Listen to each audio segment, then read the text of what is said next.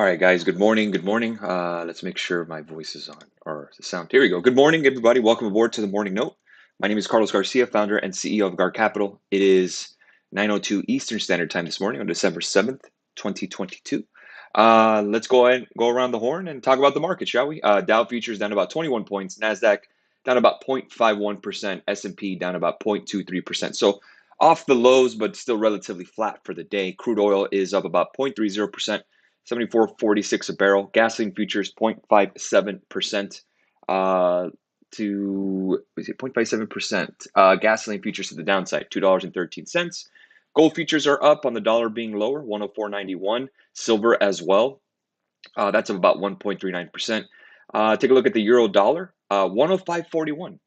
We talked about that euro dollar being closely correlated to the S&P. Can we get to 106 on euro dollar? Dollar yen, 136.58, down about 50 pips right now. 122.22 for the pound dollar. That's up 93 pips. Again, the dollar being down. Bitcoin, 16,810, still kind of hovering around 17,000, 0.80%, 1229 for Ethereum, down 1.5%. The volatility index, the VIX, is up 2.17% this morning, 2265. And the 10-year yield, which I definitely want to take a look at. I posted that chart on Instagram, on Twitter, and Instagram as well.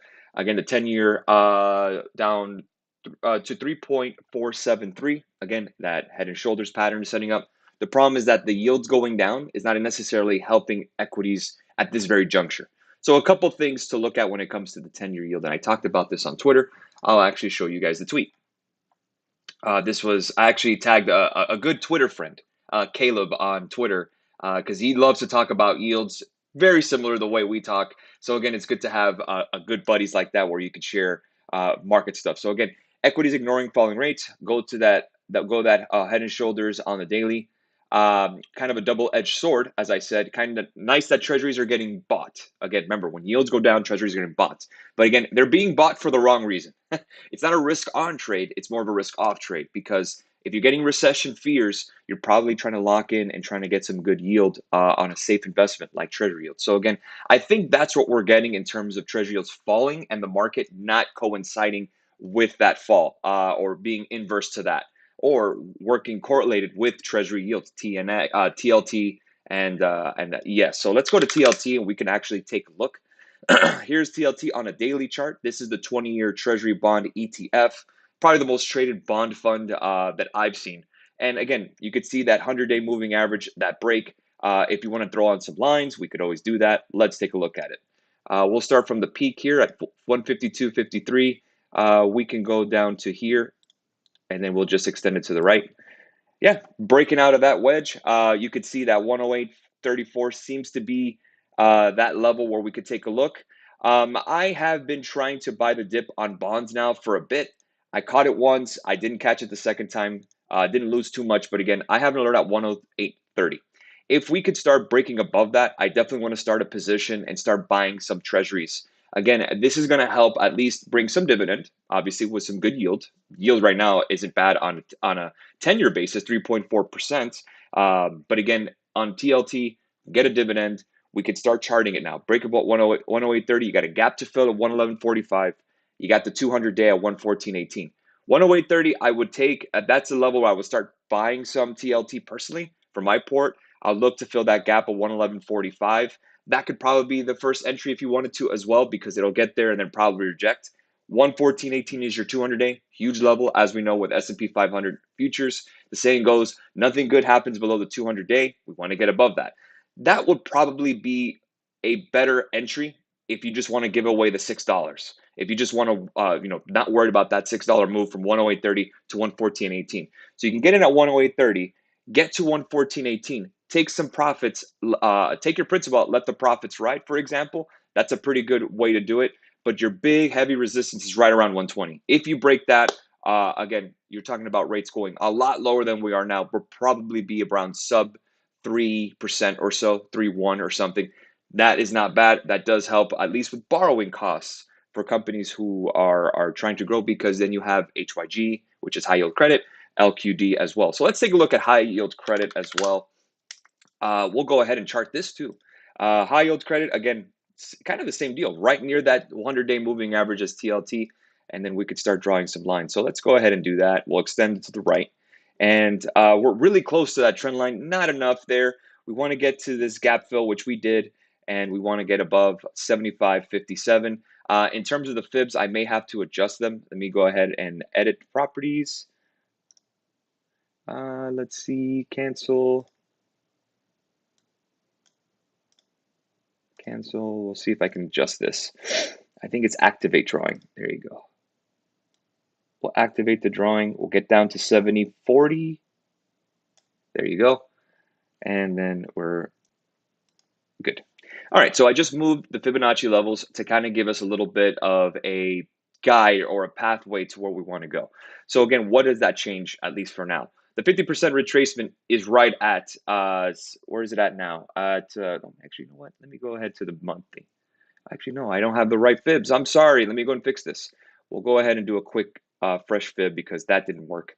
I think I set that up on the monthly. So let's go to the daily. 70.40 will go inverse high to here. 87.32. There we go. There we go. Okay, now we're better. 78.6 fib line. Again, I did an inverse. Whatever way you want to go, it's the same deal. Again, we have that trend line. We rejected it. Let's get to above 75.57. That'll show that risk assets are on the move. We'll probably get to that 200-day at 76.68. After that, it's all bets are off. We have to see if we get a gap fill right here at 78.31. But 78.86 would be your big level. That's the peak of August. Pretty similar to S&P 500. Am I right? Look at that. Again, August high. So again, let's see if HYG and SPX kind of get to the same. But again, you could see how equities have fallen. Again, right at that trend line, rejecting it. Again, that is nothing to be surprised with. If you guys remember last week, I got hit trading this 3,900 retest. So let's go over that here in a second. We'll go to the hourly chart and let's take a look at the volume. Volume hasn't been that great. The last big volume spike that we had was with the Powell dovish tone talk. So again, we got from 39.43 to 41.10. But again, I was expecting here, again, you kind of had the head and shoulders set up short term. I was expecting at least that 3,900 retest. We didn't get it. We got that pop. And then now we're fading back to the level that we were pre-Powell. All we did was round trip, guys. I think that most of the talk of that, that trend line, that's it. We're going to go back to 2,000 S&P or 3,500. I think that's a little bit overblown. 3,900 being a big, big line in the sand. That was the level I was looking for last week. We have not gotten there quite yet. Remember, on the 16th of November, we were right at 39.11, and then we started bouncing back and forth. Why is that? Well, let's go ahead and take a look at some RSIs. And again, oversold, oversold, oversold, at least on the hour. But if we bring on the daily, again, we're still not oversold yet. We may have a little more to go, but again, 3,900. That's your target that you're looking for if you're looking for support or if you're looking for maybe to buy the dip there. If you're looking to buy the dip on calls, I do have calls going on right now. But again, 3,900, if that does break, you can look at 37.50 as a possible target intermediate as we get into December. I don't think we get there. I think this is probably the last flush we get for the end of the year, to be completely honest. And that's very difficult to say because on the internet, everyone knows what you say. And if I'm wrong, it's very public. But again, it's just my opinion on what I see. I think that 3,900 is the low that we get. But keep in mind, we do have PPI on Friday. We do have CPI next week. We have FOMC next week. A lot of stuff going on. So again, we could start seeing these patterns and see if 3,900 holds or if we get back above 4,000. But I think those are the two levels I'm looking for, 4,000 and 3,900. If we can get above 4,000, we can start seeing at 4,900 as a level that we could retest, which are those highs. Or if we get to 3,900 and we break below, 37.50 would be the next level to look at. Again, I don't see that a high possibility unless we get a 75 basis point hike at that point, or CPI is very hot. More than likely CPI being hot. I don't think it will. I think it actually beats. Rents are actually falling. That helps. And we see how oil prices and commodities have fallen as we continue. Thank you, China, I guess. But 3,900 being the key level. Look at the 400. You're right at the 200. But 39 is the key level. Again, we're kind of outside of this wedge now. But again, you could wick it. You could always be beneath it, just like you could be above it. But at the key level here is 3,900 moving forward. Next level to buy on Palantir. And that's a stock I do own. Palantir, Tough one. I have 644 for a buy. You can see it right here, right at that wick if I can get there. Really only 60 cents away from where we are. And good morning, Carlos. Why is Goldman Sachs down? I believe I read on Twitter, on Bloomberg yesterday about more cost cutting. Financials are going down.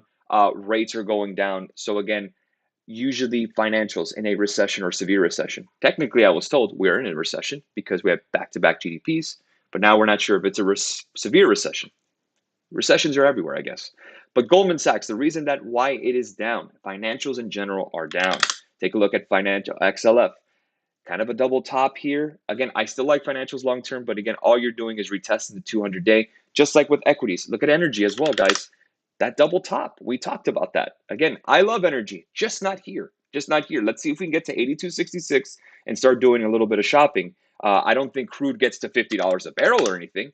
All we did on crude oil, guys, is round trip that whole move. All we did was round trip it. It's almost like this didn't happen. If you went to sleep in January 1st and you woke up December 7th, you're pretty much at the same price of oil. But again, XLE outperforming.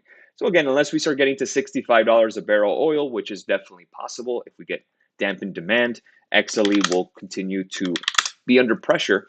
Maybe you get to 79.60 right here, that 200-day. That might be a good place to take a look at. 82 or so. But again, I'm not running out to buy XLE. XLE has outperformed, and the energy sector has outperformed so well this year, about 37%. Buying it here would just be buying it really at the intermediate top, unless we start breaking above that double top around 94, 93.51. Again, love energy, but again, we said if you have energy a couple months ago, you need to start scaling out of those, start taking some profit. Unless you're a long-term holder and you're just like the dividends, by all means, God bless you. That's great. But if you're a trader right now, energies may not be the place you want to be. Not yet, anyways. XLE in a recession with energy companies, they do very well. They tend to do well in an inflationary environment, as we saw.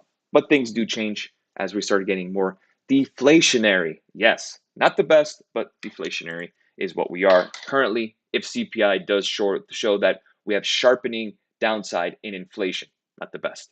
In terms of S&P 500, again, you can see that we're still at the 100-day moving average on the daily. That hasn't broken. We're still looking at that, watching that closely. How about the dollar? Dollar right there at 105. That's a level we've been talking about for a while. Glad that we got there. But again, we still want to get to around 104, right? That's what we want to get to, that trend line. We talked about TNX. Let's talk about VIX. Volatility index 1867.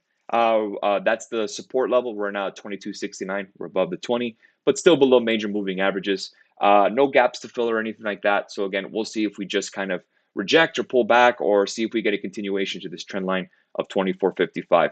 2455 on VIX would show added weakness on equities and possibly that 3700 level to be retested. That's all I got for the week, for the day, guys. Have a great rest of your morning. We will catch you guys tomorrow for the morning note. Have a great rest of your morning. We will see you soon. Cheers.